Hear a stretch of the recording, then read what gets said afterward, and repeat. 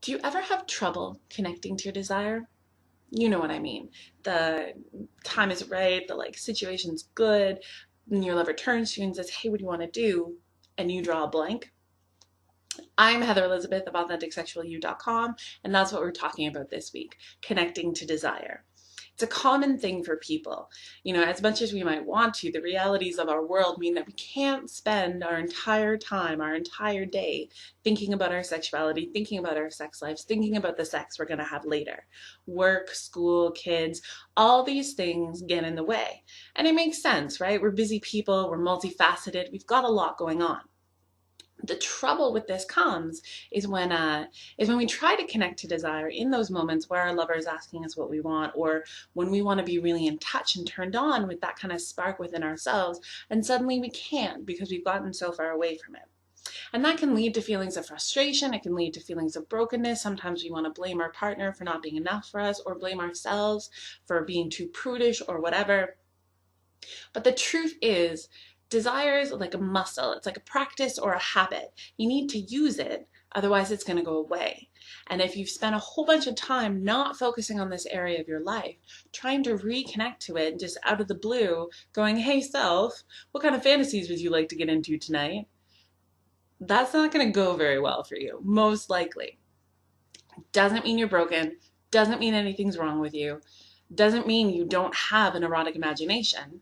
All it means is that you haven't connected to it in a while. So that's what we're talking about this week, how to connect to it. So here's what I need from you on this. 5 minutes of your time.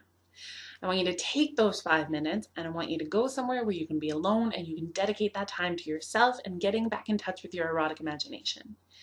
So start out with something simple and something easy, okay? Maybe just going somewhere where you can lie down and actually touch yourself. I don't even mean in a particularly sexy way necessarily. I mean actually just feel something on your body and use that to start getting back into your body and into yourself. Maybe you like a light touch. That's also okay. To spend the time actually caressing yourself so that you feel into your body. But the key is to get into yourself. And then once you're relaxed, once you're breathing, use the time to let your mind wander to things that you've seen before. Maybe it's a book that really turned you on, or it's a scene in the movie that really aroused you, or it's something your lover did that was new the last time you were together that you kind of want to explore more. Maybe it's not even a specific thing. Maybe it's this kind of intangible feeling that you want to explore. And go ahead and do that. Take those 5 minutes and explore. What's the emotion you're feeling? What do you really like about that emotion? What's scary about that emotion? What do you want to explore more of with that? And then once you get down these 5 minutes and it's kind of easy for you to do that 5 minutes, I want to really challenge you to push it a little bit further. Maybe 10 minutes, maybe 15 minutes, maybe even half an hour. And you can spend that time with other things too. You don't have to breathe and think the entire time. Maybe you want to have a really luxurious shower, or maybe you want to make yourself a sexy playlist so that you can actually have a dance party. Whatever you're doing, make sure you're dedicating that time to yourself and doing something that actually taps into your erotic side of your feelings, so that when you need to reconnect to that side of yourself, it's easier to pull up, because the key here is that you've made a practice and you've built a habit of getting in touch with this side of yourself, getting in touch with that little spark within you that actually has lust within it, that actually pulls you away from the day-to-day grind, so that when your partner asks you what you want to do, you have a little bit more of an answer. You have a better chance of giving them an answer. And you might find that you want to do this on a weekly basis for like an hour, or you might find you want to do a daily 10-minute thing.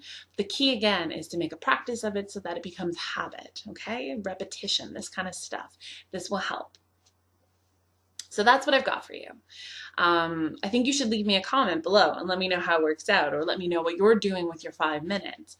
If that feels a little too public, feel free to write me, Heather at AuthenticSexualYou.com, and don't forget to share this video with someone who could use it, okay? Like I said before, a lot of people feel broken around this, so do me a favor, do them a favor, and share this video with them, okay? I'll talk to you next week.